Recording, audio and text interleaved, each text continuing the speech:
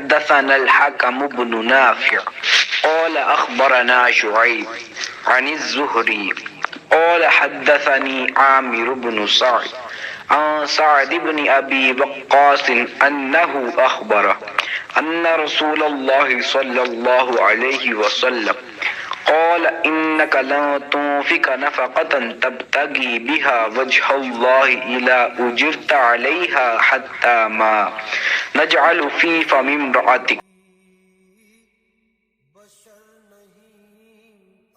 حضرت صلی اللہ علیہ وآلہ وسلم نے فرمایا، بے شک تو جو کچھ خرچ کرے اور اس سے تیری نیت اللہ کی رضا حاصل کرنی ہو تو تجھ کو اس کا ثواب ملے گا، یہاں تک کہ اس پر بھی جو تو اپنی بیوی کے منہ میں ڈالے۔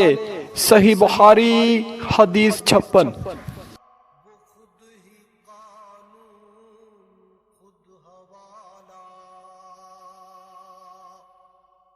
وہ خود